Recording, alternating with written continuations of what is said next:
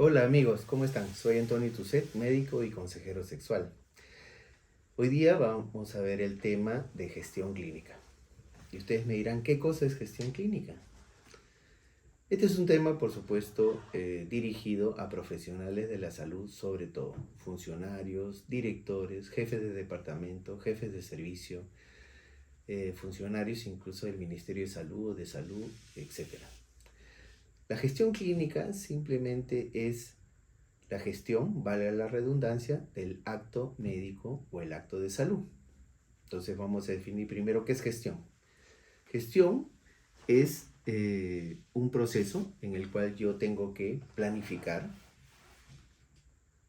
tengo que saber qué voy a hacer durante un periodo de tiempo, tengo que tener una organización para cumplir los objetivos de ese plan, tengo que ejecutar las acciones que yo especifiqué en dicho plan.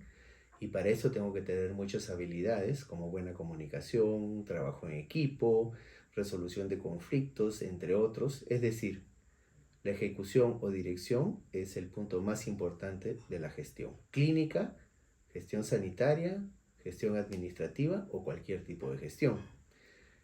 Y por último, el control.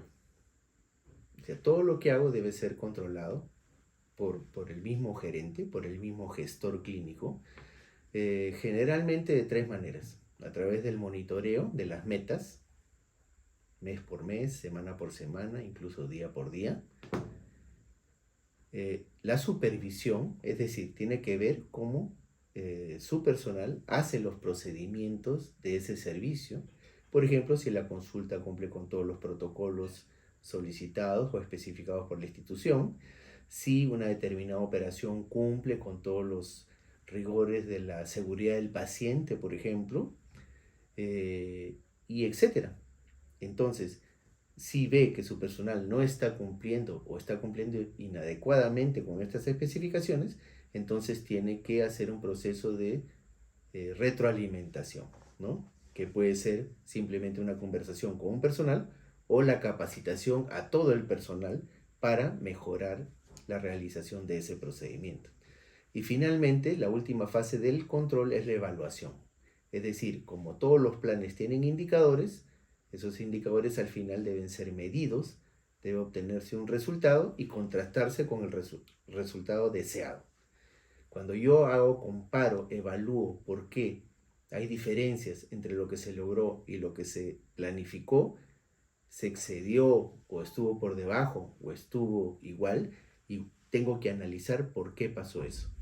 ¿Y por qué esto es importante? Porque eso me servirá para volver a planificar el otro ciclo. ¿Ok?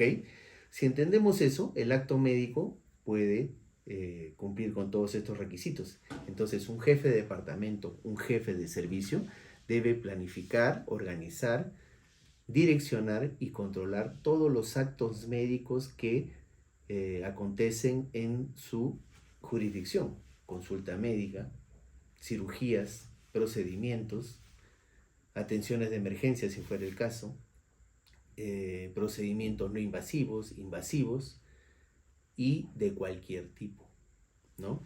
Entonces, y también mencioné que había actos de salud, pero también el acto médico, o al contrario, más conocido es el acto médico, pero también hay que saber que hay un acto de salud. El acto médico nació, creo que para numerar las atenciones que habían cuando daban una cita en salud. Entonces ponían en las citas acto médico número tal. Así se tratara de una consulta o de la toma de una radiografía o de la toma de un análisis de sangre. Entonces tenía un número que le llamaban acto médico. Pero en realidad esto fue evolucionando y eso ahora está claramente definido en la norma técnica de salud para la gestión de la historia clínica, cuya última versión es del 2018 y es del MINSA. Como ustedes saben, la norma técnica de salud es la norma de mayor rango y que debe ser respetada y cumplida por todo el sector salud, tanto público, privado, fuerzas armadas, fuerzas policiales, de salud, y todos deben respetar una norma técnica de salud. En ella está claramente establecido que el acto de salud es aquel acto que tiene que ver desde la promoción, prevención, recuperación, diagnóstico, tratamiento y rehabilitación de un paciente que ejecuta un profesional médico. ¿Ok? En cambio, el acto de salud es igual, es todo aquello menos el tratamiento o terapéutica, ¿ok? Ejecutado por un profesional no médico. Hay un dispositivo legal que dice claramente que los profesionales de salud son el médico, la enfermera, la obstetra u obstetra, el cirujano dentista, el tecnólogo médico, el nutricionista, el ingeniero sanitario, el médico veterinario y otros que intervienen o trabajan en un sector en el cual hacen actividades asistenciales que tienen que ver con el ser humano, ¿no? Por ejemplo, un ingeniero sanitario tiene que ver porque él diseña sistemas para tener agua segura o disponer de los residuos sólidos en forma adecuada en la comunidad, sobre todo o en las grandes ciudades.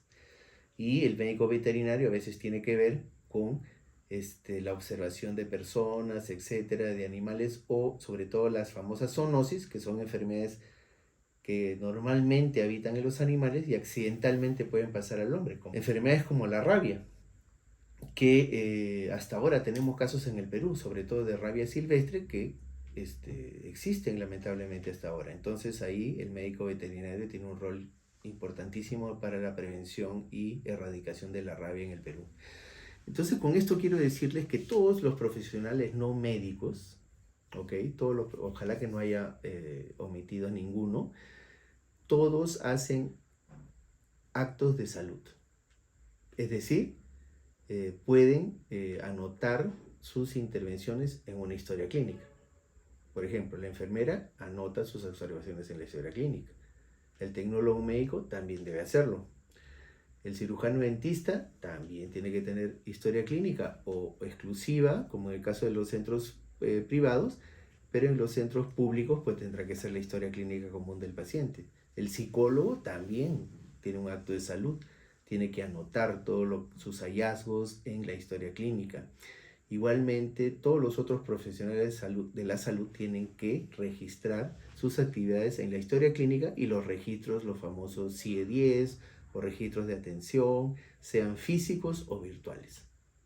Entonces, claramente, ¿no? Acto médico, acto de salud. Ahí mi opinión es que al quitar la parte terapéutica a los profesionales no médicos, se está cometiendo un exceso. Por ejemplo, los cirujanos dentistas hacen terapéutica, recetan antibióticos, recetan analgésicos, recetan antiinflamatorios, colutorios, etc. Incluso medicamentos que tienen corticosteroides. Entonces, esta mala definición, que un acto de salud no hace terapéutica. La obstetra o el obstetra también pueden por ley prescribir ciertos medicamentos que tienen que ver con el parto normal, por ejemplo. Una nutricionista, al prescribir un régimen dietético, está haciendo terapéutica también. Un psicólogo o una psicóloga, al hacer terapia de grupo, terapia individual o un ejercicio, etc., también son acciones terapéuticas. Entonces, a mi parecer, y esto es mi opinión muy personal, el personal de salud también hace terapéutica. Los que no son médicos también en ciertos casos, en muchos casos, hacen terapéutica. ¿Ok? Entonces, dicho esto, ya tenemos los principales conceptos. Actualmente en el Perú hay profesionales de la salud.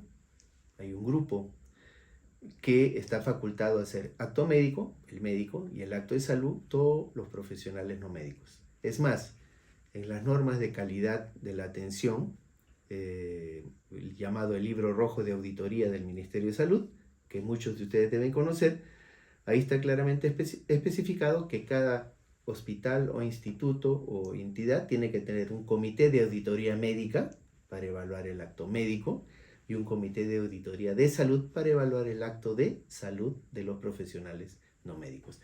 Esto hay que entenderlo muy bien. Entonces, la última recomendación, todo acto médico debe tener 4 partes, yo lo recomiendo. El famoso SOAP, ¿no? El SOAP, ¿qué significa? La S significa subjetivo, es decir, los síntomas o lo que narra el paciente. Eso es muy importante anotarlo, así sea poco o mucho. Después, la O significa objetivo, quiere decir el examen clínico propiamente dicho. ¿Ok? Debe estar claramente, detalladamente descrito.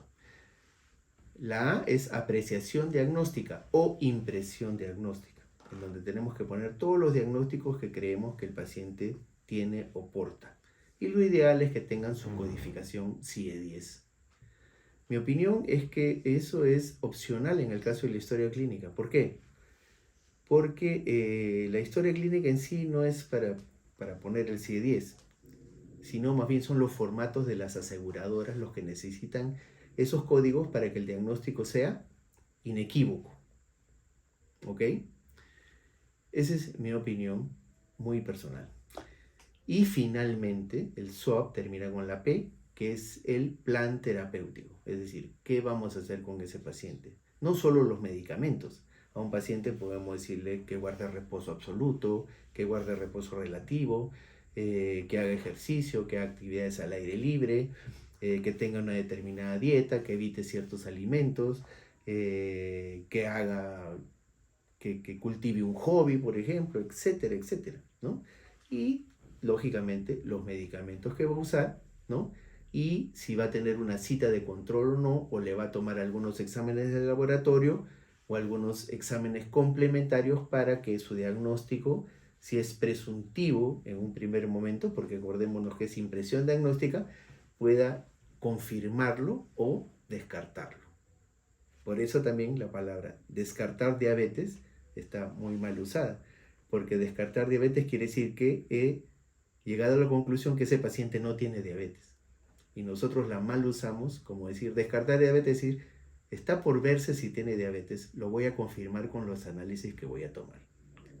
Mal usada la palabra descartar, es impresión diagnóstica.